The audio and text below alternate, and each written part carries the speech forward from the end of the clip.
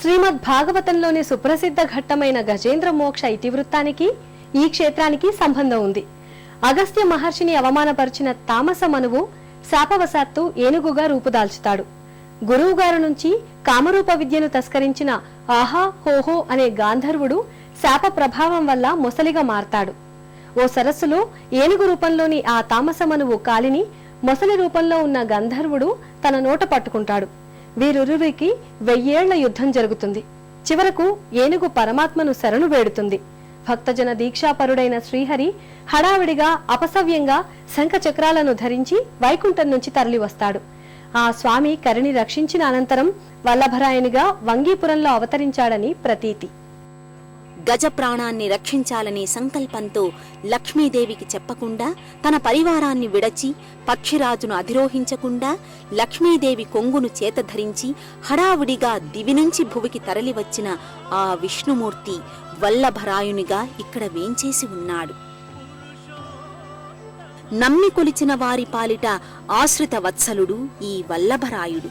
అందుకే ఈ స్వామిని సంతాన వల్లభుడని, ఉద్యోగ వల్లభుడని, లక్ష్మీ వల్లభుడని, సిరి వల్లభుడని, ఆరోగ్య వల్లభుడని ఇలా రకరకాల పేర్లతో వ్యవహరిస్తుంటారు భక్తులు.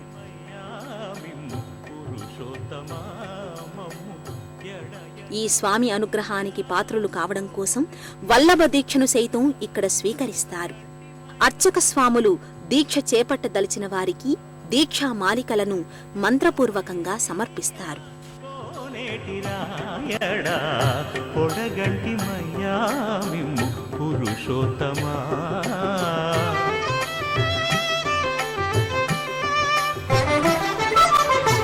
కోరి మమ్ము నేలినట్టి కులదైవమా చాలా నేరిచి పెద్దలిచ్చిన నిదానమా గారవించి దప్పిదీచు కాలమేఘమా గారవించి దప్పిదీచు కాలమేఘమా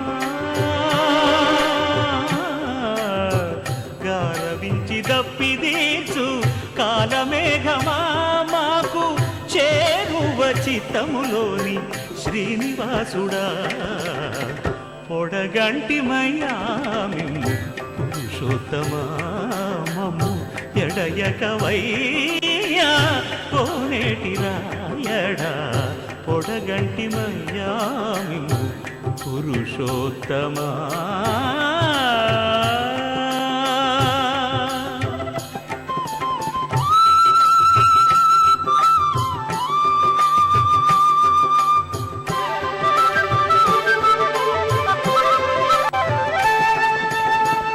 చడనీక బ్రతికించే సిద్ధమంత